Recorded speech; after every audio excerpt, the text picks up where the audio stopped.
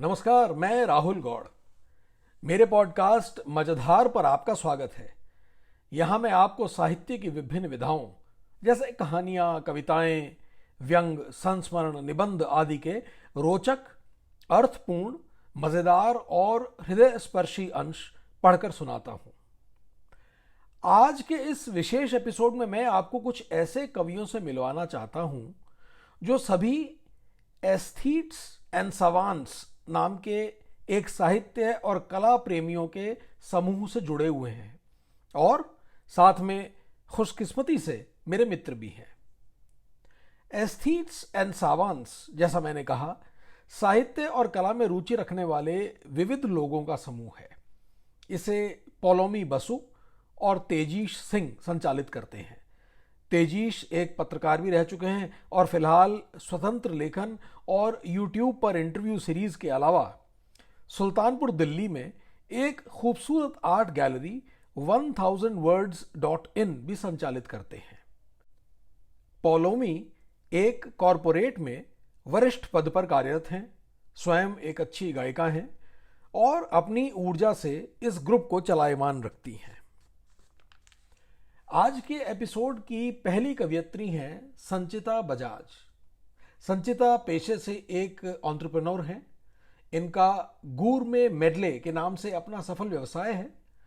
अपनी अर्थशास्त्र और सिस्टम्स मैनेजमेंट की पढ़ाई, 17 साल के सेल्स करियर और अब 8 वर्षों के अपने व्यवसाय में रहते हुए भी इन्होंने अपना कविताओं का शौक, जो 14 साल की उम्र से शुरू हुआ था, उसे जीवित रखा है। उनकी कविताओं की पुस्तक सरगोशियां भी आप पढ़ सकते हैं। आज जो इनकी कविता मैं आपके लिए लाया हूं उसका शीर्षक है बस यूं ही ये पल। बस यूं ही ये पल हाथ से निकले जा रहे हैं। ये पल रेत की तरह फिसलते जा रहे हैं। ये पल लम्हे कीमती हैं मगर रोक नहीं पा रही इन्हें। वक्त अनमोल है मगर टोक नहीं पा रही इसे। कहते हैं मुझसे कि जी ले, जी भर के जी ले, कर ले आज चांद से बातें हर बीड़ी तोड़ के। क्योंकि किसने देखे हैं फिर ये पल, जो उस पार चली गई तो क्या मिलेंगे फिर ये पल। बस यूं ही ये पल, जो चला जाता है उस पार ताउम्र मिलता नहीं। एक सन्नाटा सा बस एक खाई, एक आखिरी धड़कन की हिचकी और फिर जुदाई। बस यूं ही ये पल। फिर वो आवाज क्या है जो कहती है कि सब भ्रम है, मिथ्या है, न समय है न वक्त है, न इस पार है न उस पार है। जो पल ही नहीं तो हसीन क्या, अनमोल क्या, गुजरना क्या, खोना क्या। बस यूं ही ये पल। अरे ख्वाब देखना तो तबीयत थी मेरी, उन्हें संजो लेना तो फितरत थी मेरी। आज ख्वाब भी आते हुए हिचकिचाते हैं, ठहरने से पहले डबडबाते हैं। पलकों की अलविदा से डर जाते हैं। रह गए हैं बस कुछ झुर्रियों के पल, कुछ लड़खड़ाते हुए झुके से पल, कुछ सहमे से रुके से पल।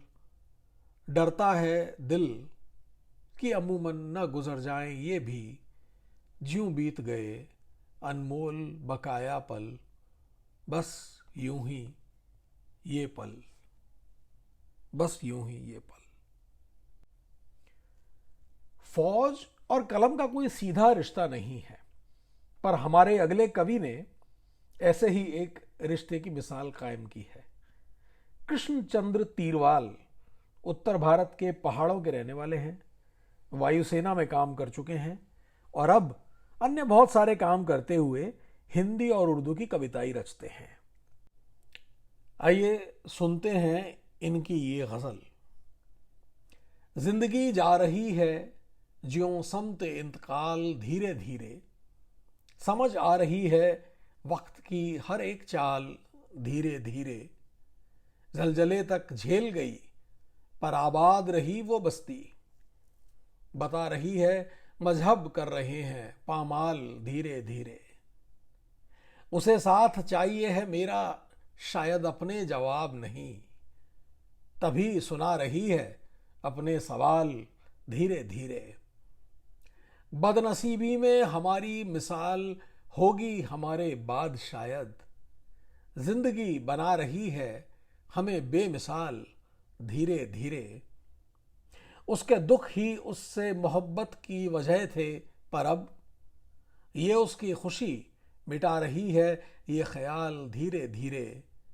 हम पर उरूज आने तो दे जिंदगी जरा ढंग से, तू दिखा रही है अभी से जवाल धीरे धीरे। मेरे अगले कवि का नाम है सेंटी अमरजीत सिंह।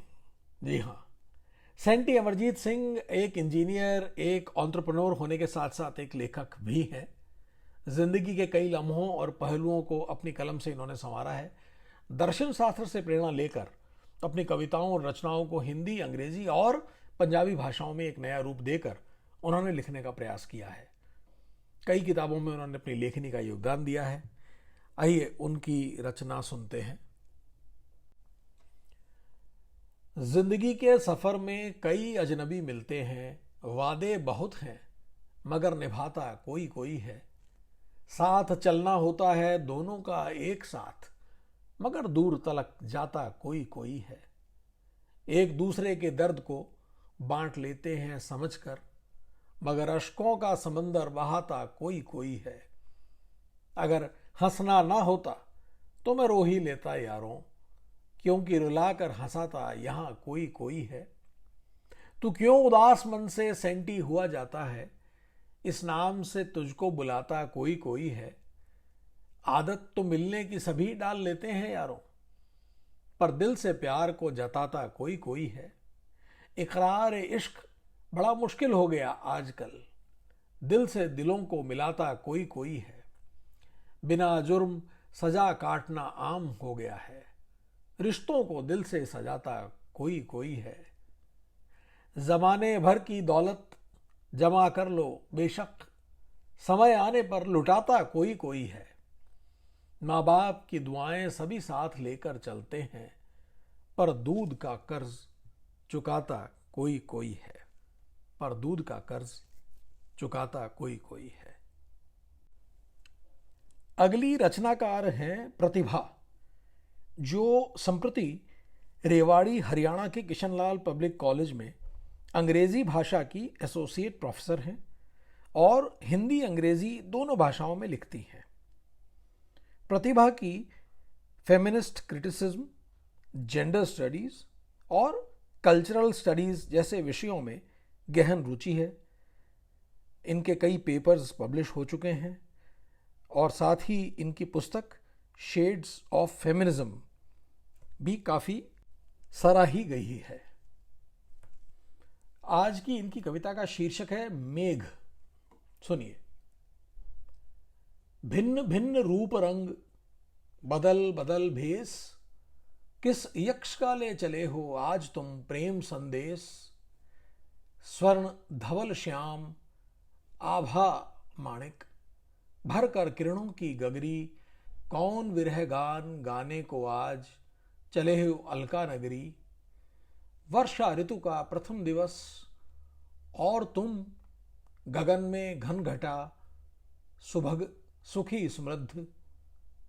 अंतर भी मेरा क्यों लगे आज उछटा उछटा, शतियां बीती तो क्या, मानव व्यथा की स्मृति जगाते, प्रेम लिप्त कोई स्निग्ध संदेश आज मेरे लिए भी लाते। और आज के एपिसोड के आखिरी कवि इंद्र नारायण दास। इंद्र कहते हैं कि उनके लिए कविता कुछ शब्दों में कहानियां बयान करने की एक कला है। सरल प्रवाह और लय के साथ उनके काम में अक्सर रूपकों और अनुप्रास का उदार उपयोग दिखाई देता है। उन्होंने 2022 में अपनी पहली कविता की पुस्तक प्रकाशित की, आफ्टर सनसेट। अंधकार उन्हें आकर्षित करता है और चाहे वे प्रेम हो, विषाद हो, जुनून हो या कोई अन्य मानव भावना, वे उन्हें अपनी कविताओं के माध्यम से अंधकार के विभिन्न रंगों में रंगना पसंद करते हैं। इंद्र हिंदुस्तान टाइम्स के साथ एक वरिष्ठ मीडिया प्रोफेशनल हैं और कविता उनके व्यस्त जीवन से पलायन का माध्यम है। आइए सुनते हैं उनकी कविता। मेरे बचपन की सबसे हसीन कामयाबी थी ये सीखना कि साइकिल कैसे चलाते हैं। हीरो की उस पुरानी साइकिल पर हीरो बनने का शौक कभी कम न था। थोड़ी दूर चलते और फिर धड़ाम से गिरते, लेकिन इस खरोंच का कभी कोई गम न था। कोशिश जारी रहती थी क्योंकि पीछे से यकीन का एक हाथ साइकिल को थामे रखता था। हम चाहे कितना भी डर जाएं, वह हमारी हिम्मत को बांधे रखता था। पापा, ये बातें बहुत पुरानी हैं, मेरे अबोध बचपन की कहानी है, लेकिन आज भी आपसे बात होती है तो मन थोड़ा हल्का हो जाता है। जीवन से जूझने का एक नया ढांढस बनता है। एक छोटी सी गुजारिश है, मुझे पता है आप मना नहीं करोगे। अगर जिम्मेदारियों का बोझ थोड़ा भारी हो जाए, मुझे बिन बताए पीछे से कुछ वजन निकाल लेना।